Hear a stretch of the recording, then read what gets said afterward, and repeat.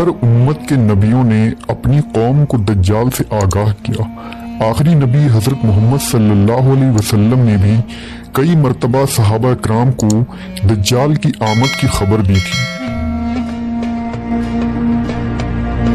इस वीडियो में हम उस तवील हदीस का जिक्र करेंगे जिसे हदीस जस्सासा कहते हैं, जिसके मुताबिक सहाबी रसूल हजरत तमीम दारी रज़ियल्लाहु ताला अन्हु ने एक मरतबा दज्जाल से मुलाकात की थी और इस्लाम लाने के बाद उन्होंने नबी सल्लल्लाहु अलैहि वसल्लम को उस वाक़े के मुतालिक बताया।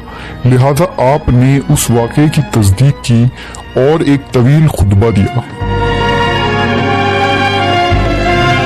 फातिमा बिनते कैस रिवायत करती हैं कि जब रसूल अल्लाह सल्लल्लाहु अलैहि वसल्लम ने अपनी नमाज पूरी कर ली तो मुस्कुराते हुए मिंबर पर तशरीफ फरमा हुए।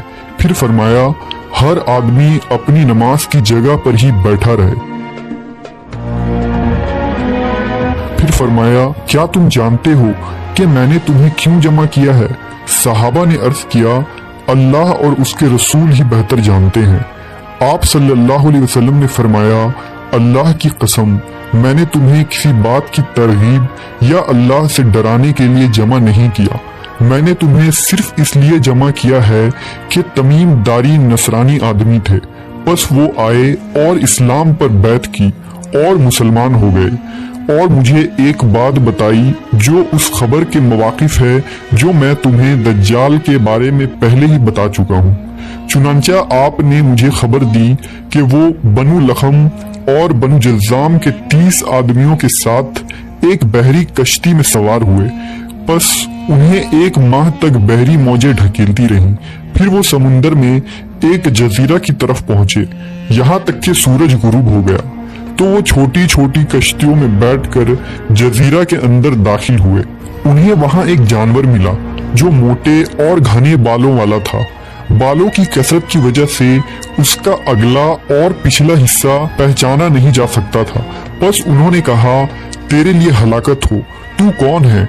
उसने कहा, ए कौम, उस आदमी की तरफ गिरजे में चलो क्योंकि वो तुम्हारी खबर के बारे में बहुत शौक रखता है। बस जब उसने हमारा नाम लिया तो हम घबरा गए कि वो कहीं जिन न हो, लिहाजा हम जल्दी जल्दी चले, यहाँ तक कि गिरजे में दाखिल हो गए। वहाँ एक बहुत बड़ा इंसान था कि उससे पहले हमने इतना बड़ा आदमी इतनी सख्ती के साथ बंधा हुआ कहीं न देखा था। उसके दोनों हाथों को गर्दन के साथ बांधा हुआ था और घुटनों से टखनों तक लोहे की जंजीरों से जकड़ा हुआ था। हमने कहा, तेरे लिए हलाकत हो, तू कौन है? उसने कहा, तुम मेरी खबर मालूम करने पर कादिर हो ही गए हो तो तुम ही बताओ कि तुम कौन हो। उन्होंने कहा, हम अरब के लोग हैं, हम दरियाई जहाज में सवार हुए। बस जब हम सवार हुए तो समुंदर को जोश में पाया। बस मौजें 1 महीना तक हमसे खेलती रहीं, फिर हमें तुम्हारे इस जजीरे तक पहुंचा दिया। उसने कहा, मैं जसासा हूँ। हमने कहा, जसासा क्या होता है? उसने कहा, गिरजे में उस आदमी का कसद करो क्योंकि वो तुम्हारी खबर का बहुत शौक रखता है। बस हम तेरी तरफ जल्दी से चले और हम घबराए और उससे पुरअमन न थे कि वो जिन हो। उसने कहा, मुझे बेसान के बाग के बारे में खबर दो। हमने कहा, उसकी किस चीज के बारे में तुम खबर मालूम करना चाहते हो? उसने कहा, मैं उसकी खजूरों के फल के बारे में पूछना चाहता हूँ। हमने उससे कहा, हाँ, फल आता है। उसने कहा, अनकरीब ये जमाना आने वाला है कि वो दरख्त फल ना देंगे। उसने कहा, मुझे बहिरे तबरिया के बारे में खबर दो। हमने कहा, उसकी किस चीज के बारे में तुम खबर मालूम करना चाहते हो? उसने कहा, क्या उसमें पानी है? हमने कहा, उसमें पानी कसरत के साथ मौजूद है। फिर उसने कहा, अनकरीब उसका सारा पानी खत्म हो जाएगा। फिर कहा, मुझे ज़गर के चश्मे के बारे में बताओ। हमने कहा, उसकी किस चीज के बारे में तुम मालूमात चाहते हो? उसने कहा, क्या उस चश्मे में वहाँ के लोग उसके पानी से खेती बाड़ी करते हैं? हमने कहा, हाँ, ये कसीर पानी वाला है और वहाँ के लोग उसके पानी से खेती बाड़ी करते हैं। फिर कहने लगा, मुझे उम्मियों के नबी के बारे में खबर दो कि उसने क्या किया। हमने कहा, वो मक्का से निकले और यसरब यानी मदीना में उतरे हैं। कहने लगा, क्या रास्ते में अरवा ने जंग की है? ہم نے کہا ہاں۔ اس نے کہا اس نے اہل عرب کے ساتھ کیا سلوک کیا؟ ہم نے اسے بتایا کہ وہ اپنے ملحقہ حدود کے عرب پر غالب آ گئے ہیں اور انہوں نے ان کی اطاعت کی ہے۔ کہنے لگا کیا ایسا ہو چکا ہے؟ ہم نے کہا ہاں۔ اس نے کہا ان کے حق میں یہ بات بہتر ہے کہ وہ اس کے تابعدار ہو جائیں، اور میں تمہیں اپنے بارے میں خبر دیتا ہوں کہ میں مسیح دجال ہوں۔